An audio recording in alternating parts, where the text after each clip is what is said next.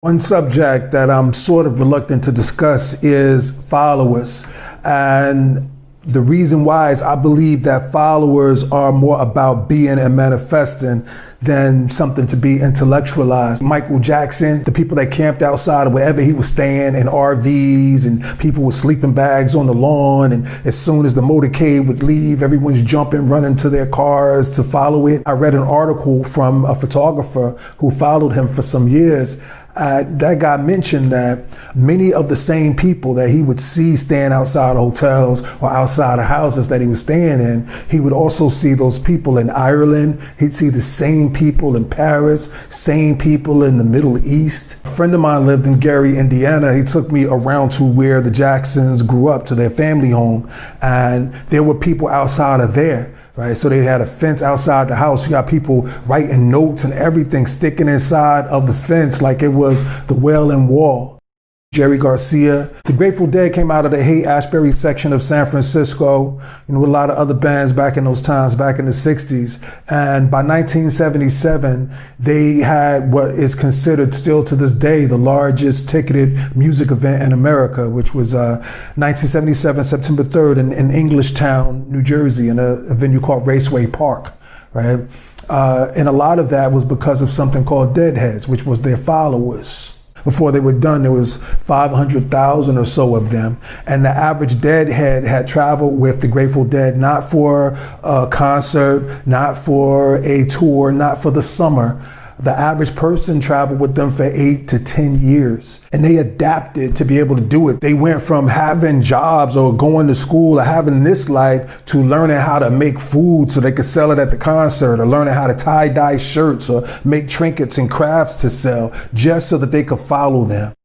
One last case would be Malcolm X, and this is the opposite of that. This isn't fans following him, but I read that at any given time there were 75 agents assigned to his case. He had to know, but it wasn't part of the conversation. 75 people responsible for knowing what he's doing, where he's going, where he's been. And if it's 75 people assigned to you and people following you, there's no way you miss that. And in every case, in Michael Jackson, in the case of Grateful Dead, in the case of Malcolm, that wasn't part of their general conversation. Malcolm didn't have speeches about all the people who he noticed were following him. And the Grateful Dead and Michael Jackson, that wasn't what they talked about in interviews, how many fans they had or how people were always following them from here to there. And that's what I meant about being and manifesting. I think it's just a byproduct. It's just how your energy is. You radiate out, and wherever it attracts, that's that magnetism. If a lot of artists talk to people after their show,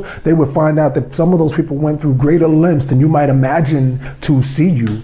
That wherever your magnetism is, whatever your attraction is, it pulls people perhaps more so than you think, because people are always looking at the amount of followers you have and not necessarily the quality and the extent to which these people believe in your art.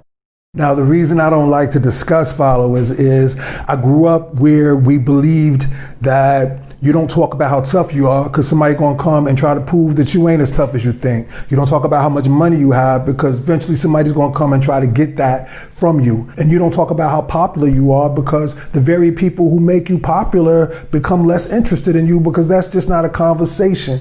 And talking about followers has always been weird in and of itself. I came up also with a lot of people who were revolutionaries, and they could tell you Malcolm X speeches by heart. And these same cats was certain you couldn't talk on the phone because the so-and-so agency is tapping their phone. Like, brother, I can't meet you here, or, I can't really talk on the phone because, you hear that clicking, that's the government. But the fact of the matter is the government wasn't following these cats. And years later, they do a FOIA, Freedom of Information Act request asking for whatever the government had on them. The government won't even have a sheet of paper, not an index card. I think a lot of us would have more impact if we didn't focus so much on what our energy attracts, and particularly how much our energy attracts, and just focus on the energy itself, on perfecting it, on refining it, and on being our organic self, because everything else is a distraction. In the end, whatever is supposed to be behind you and whatever is supposed to surround you, it's just going to do so out of appreciation for who you authentically are. You don't want a bunch of people following you that you can't relate to or can't relate to you, who are only following you because you're doing something out of character.